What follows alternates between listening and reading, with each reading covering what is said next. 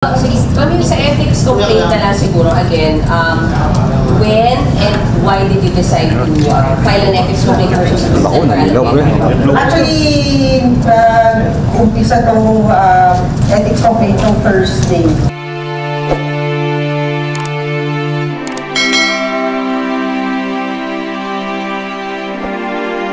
I think nung Wednesday medyo in-shock pa tayo dun sa nangyari nung Wednesday. But nung Thursday, nung napanood ko na yung mga videos, kasi hindi ko talaga narinig yung tinawag niya akong buwang nung nag-send na lang sila ng mga videos. Doon ka na lang nalaman na nung nakalis pala ako, marami ko siyang mga sinabing masasakit. So, nung Thursday, I instructed my staff na pag-aralan kung meron ba talaga magiging basis yung ethics complaint. Kasi ayaw din naman natin na mag-file na alam naman natin na hindi mag-cause.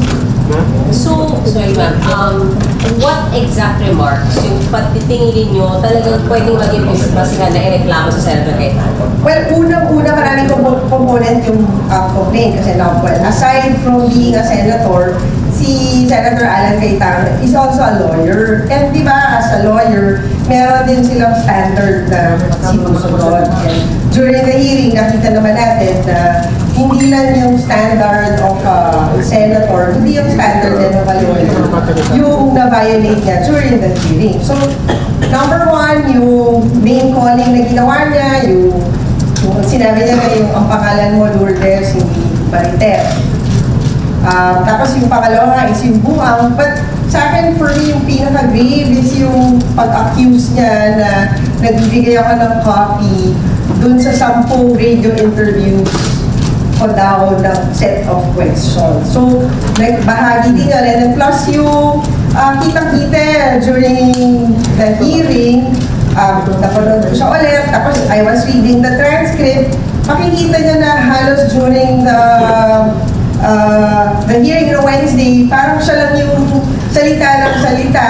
Tapos every time mag-explain yung DPWH sa tanong nila, kina-cut off niya. Eh, di ba, paulit-ulit naman nilang sinasabi na this is about a review.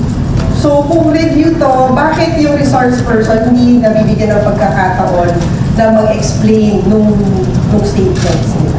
What exactly are you expecting or do you hope to get from this ethics complaint? Sa akin, ang gusto ko is, una-una ayaw kong pangunahan si Senator Tol dun sa magiging ruling niya. But at the end of the day, we want to be vindicated na meron talaga siyang maling ginawa during the hearing. That does not reflect a senator or a lawyer. Hindi ba pwede na pag-usapan na lang po sa Senator Alan Cayetano? Kailangan po ba na mag-file talaga yan? For me, when the pronouncements were made during the hearing, ano na yun kumbaga nabitawan na yung mga ganong salita, di ba? So, ang sa akin, babalikan ko, yung nangyari sa amin noong 2015, parang that time, pinalipas ko na lang, pinalapas ko na lang. But this time around, parang hindi na ako papayag na gawin niya ulit na yung paninira na ginawa niya. And I'm a mother, magulang ako, so kailangan ko protektahan din yung mga anak ko na ayoko na pag bumalik sila sa eskwelahan, may magsasabi sa kanila na yung nanay mo pala, sira ulo, kasi tinawag ka Senator Cayetano ng buang. So this is not just about me as a senator, this is also about me as a mother na alam ko, pinaiyak ako. Kasi alam ko yung pinagdaanan ng mga bata, hindi lang ng mga anak ko, pati yung mga pamangkin ko nung panahon na yon. And hindi ako papayag na manguulit muli yung ganong pinagdaanan nila kasi siguro ang hirap ma-explain kung hindi mo pa nararamdaman maging siyang magulang. Kung, di ba, parang if you're a parent, mas masakit pag yung anak yung nasasaktan. Eh, ganun yung nangyari sa amin noong mga panahon na yun. So this time around, hindi na talaga ako papayag na mangyari pa siya ulit. Ano po yung magiging process? So, na-file nyo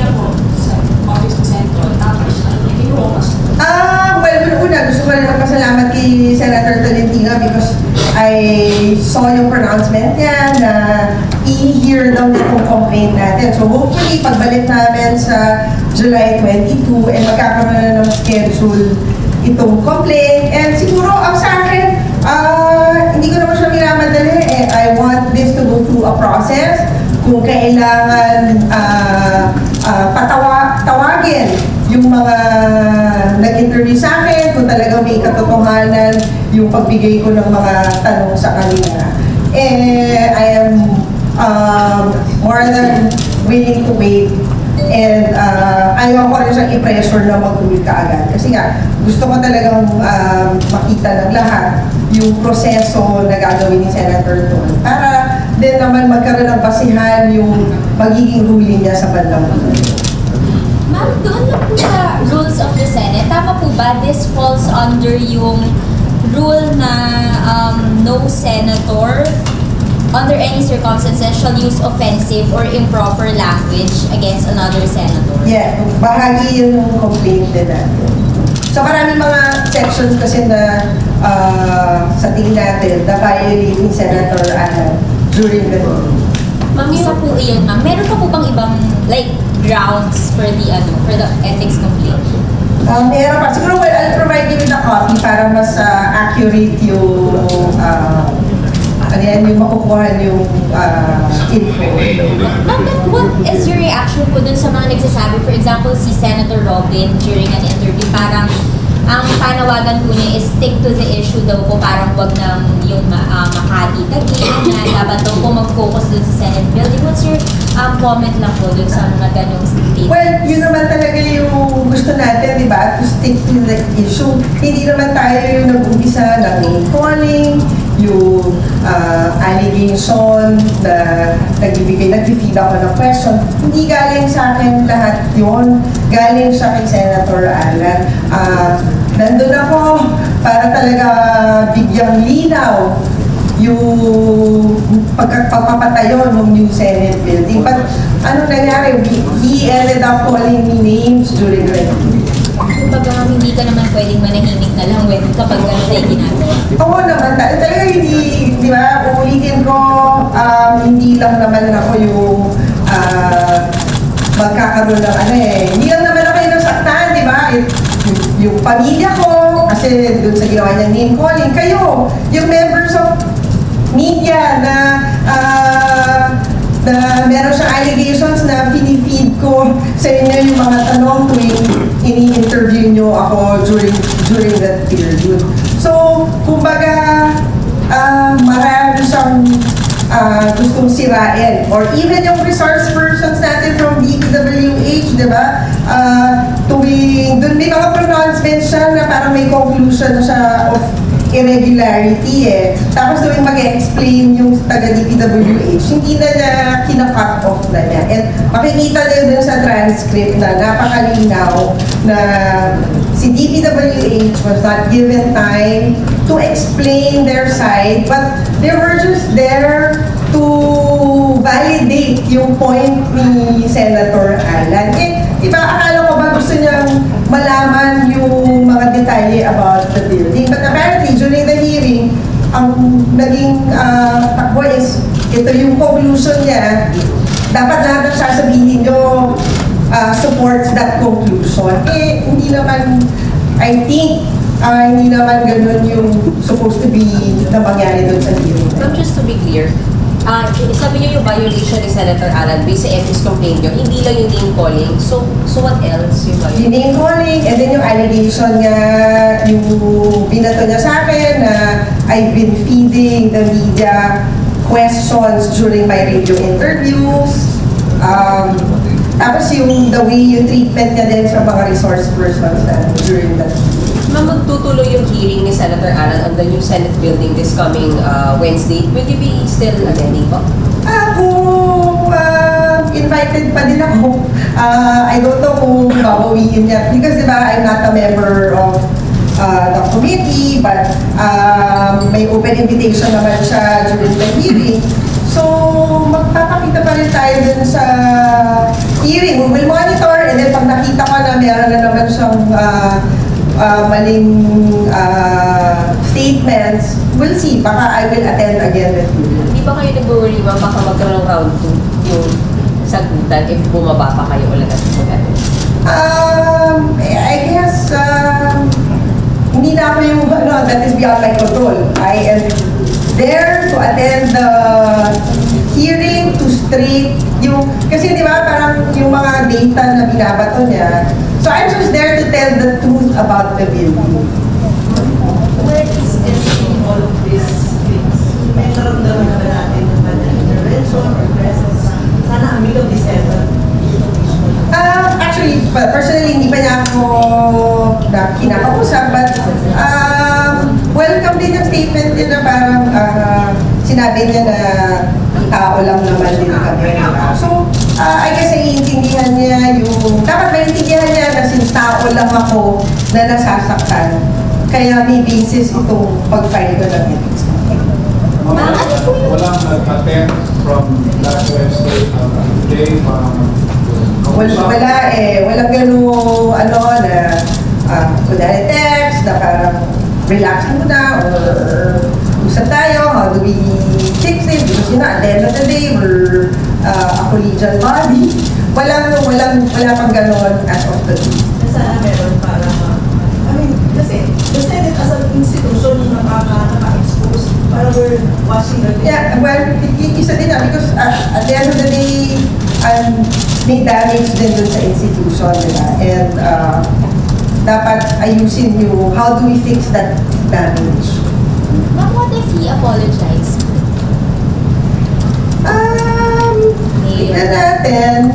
Depende ko ano yung explanation dun sa apology. Kasi di ba minsan may mga apology na I apologize, but ito yung hindi kasama dun sa apology. But as of now, ma'am, base sa mga nangyari, ano po yung nakikita niyo possible? Suspension po ba kapag ka ganitong ethics? Hindi ko, I'm not familiar, but bahala na si Majority Floor Leader Tolentino to decide on that. Through the course of hearing the ethics complaint, paano pagharapin ulit kayo ng ethics committee ni Senator Alan? Willing po kayong magharap at mag-usap? Oo naman, kasi at the end of the day, hindi naman talaga kami pwede mag-iwasan, di ba? When we go back ng July 22, magkikita kami, wala kaming choice kundi magkita pare-pareho when the session opens on July 22. Ma'am, sorry, pwedeng pa-expound lang. Tama ba? Kinausap daw kay Senator Ping prior to the hearing para mag-usap with Senator Alan. Pwede po Hindi. I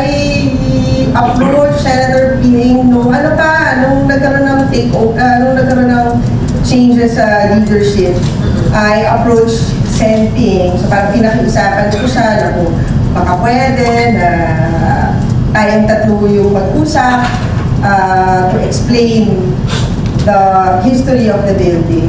And then what happened po? Nangyari po ba yung usap? Hindi siya nangyari. Bakit po? Sinong...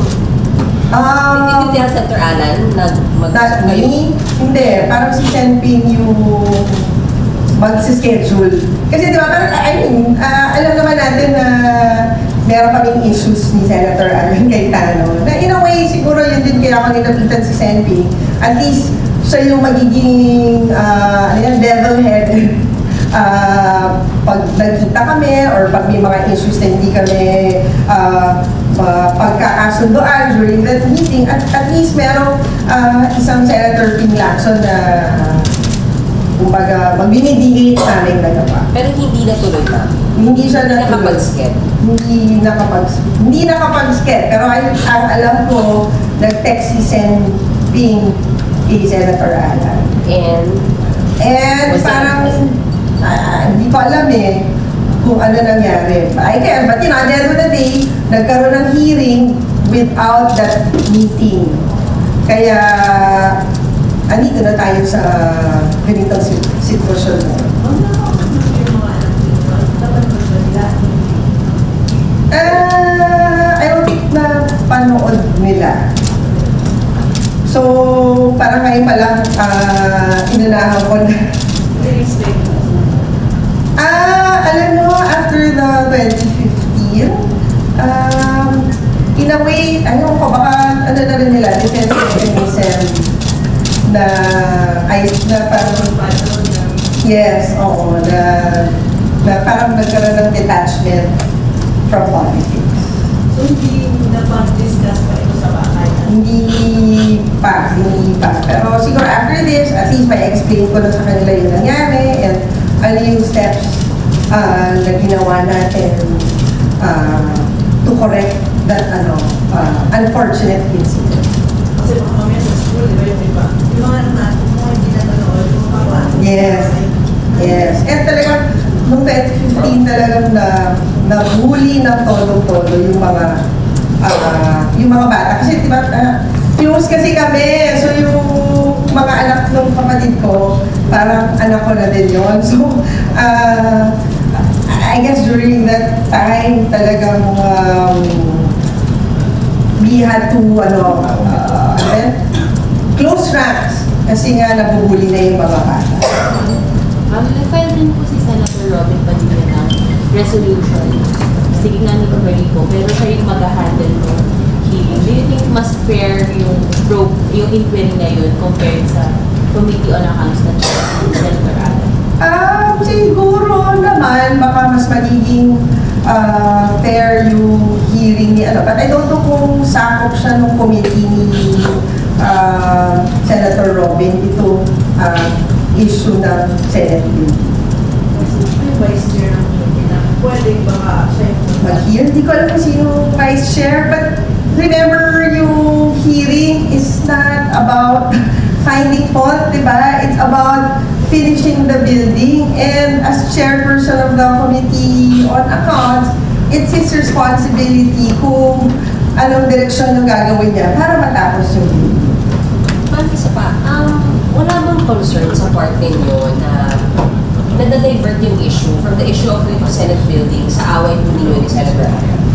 Sa akin, I agree with the statement of Senator Lacson na parang, at the end of the day, what's supposed to be a legacy and iconic project, napahira na siya ng mali, di ba? Kasi nga, the way nila binato yung mga numero, di ba? Parang may shock factor when kung napag-usapan sana namin, mas maliliwanagan sa kanya kung ano ba yung tamang numero.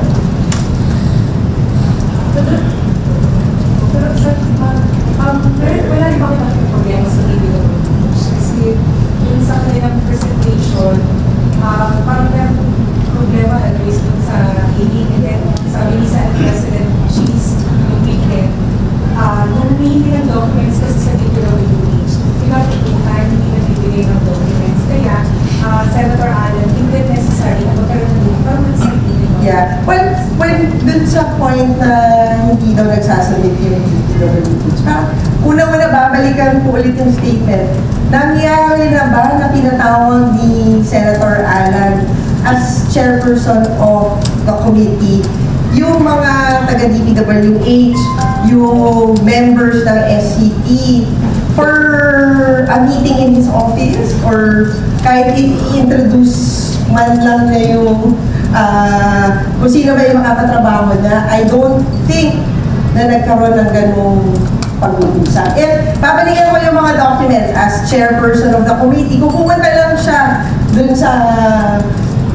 sa site, nandun lahat ng mga documents na pwede niyang kunin. Kasi ito, for the record, yung staff ko na paulit-ulit na sinasabi na nakausap niya, 1 hour lang yung briefing na ginawa sa kanya. Remember, this is a complex structure. This is not one building, ha? This is 4 buildings. Tapos sa gitna, meron din siyang building na up to the 6th floor that connects the 4 buildings. So, it's not a simple one structure. So, how can you grasp the whole project kung 1 hour lang yung binigay ng panahon dun sa staff ko para i-explain sa kanya yung video? gusto niyo yung sinasabi, 15 months na nag-stay yung document. Ano po yun? Kasi nga yung, hindi ko lang kung dito or sa hearing ko dapat ilabas yung sagot ko dun sa pinakita niyang document. But, there's chain of letters, yung nung sumulat si TP, ano yung naging sagot. So lahat yan may documents. Siguro at the proper time, I will present those documents. Justify yung 15 months na sinasabi. Hindi kasi yung statement na yun, their funding requirement lang hinihingi nila eh. For that, which we did naman. Naglagay tayo sa na part na naman yung 7. What if yung mga ibang elder veteran senator would reach or with parang ano pa yung dalawa?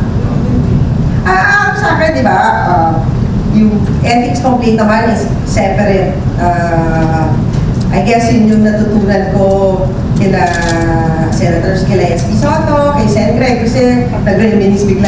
Nung pumasok kasi ako ng 2013, sila yung naging parang mentor ko pagpasok. And lagi nila sinasabi na parang, at the end of the day, dapat we should always protect the institution. Diba? But sa akin, if that will, lessen the tension as an institution, kaya ko naman makipagtrabaho kay Senator Alan. But, dapat walang connect dun sa final nating ethics complaint. But whether may mga bill siya na sa tingin naman natin, dapat supportahan. I am more than willing to support that. Ma'am, would you be, do you think it's better if Senate President Escudero will letter and say ceasefire? Ayoko pang pamunahan si Senate President Escudero, diba? It's his decision, it's his call. Meron pala kung nakausap ko sa Solid 7, so sa 6 about this. Kagad since, paano lang, hindi kami nag-concentrate dun sa, narinig ko din, nabasa ko din naman yung statement ni Senator Gatchalian, and we welcome that statement kasi in a way, parang on his part, he's trying to, tone down the tension. Di ba yung 10 billion apparently, dahil ni Senator Ring, hindi daw kasali yung case doon. Pati yung 10 billion, ito na yung parang uniform na standard na yung design. Hindi ko din alam din kasi siguro sa hearing niya baka magandang i-establish yung kung ano ba yung gusto na mangyari dun sa hearing. Pero kung design yung 10 billion sa phase 3, galing sa proposal ng Philippines. If I remember it correctly, di ba parang may letter sila 7 nga lang yung hindi. Di ba 7 yung pinakita ng sulat. Sa ethics complaint, bigay level kasi na penalty kung okay. Pero yung sa inyo, ano yung Tsaka kaya ko pa muna si Senator Tolentino. As chairperson, ayokong diktahan siya. But I am sure he's a lawyer, he's a fair person, and umaasa tayo na he will conduct a very fair hearing pagdating dun sa ethics complaint na. Pero kung mag-apologize si Senator Alan, sinabi niya like, do this. Sabi ko, depende dun sa apology. Kasi tsaka, parang for me, hindi lang din sa akin siya kailangan mag-apologize. Remember, meron siyang allegation na nag-feed ako ng mga tanong. So, yun din, mukhang kailangan niya mag-apologize dun sa mga tao na yan. And kung naniniwala siya talaga na may katotohanan yung statement niya, magandang ilabas na yung ebidensya niya to prove na talaga nag-feed ako ng question. Yung fail ba na kasi pinaulit-ulit na nanililit yung pangalan mo doon sa 852 days na delay yung project. Anong may kaso? At yun nga din yung isang nakakalungkot na part. Kasi di ba, ayaw niya malaman yung dahilan dun sa 852 Tama days. yung number ng tayo. Hindi ko din nga alam kung tama yung number na because remember sa construction industry, may way din sila of computing yung delay. I think yung term is slippage. So, hindi naman yun yung natanong niya yun yung sa construction, mas yun yung ginagamit nilang term yung slippage more than I think the number of days. Ma'am, Lahat, pati yung ano, 130 Dahil million. wag na po yung trans ma'am, yung... Hindi pero i-set rin sa fact. Hindi, transcript lang pala to eh. Makukuha niyo naman online. Sorry. Ito na lang. Sense pa lang sa Hindi ko sa card.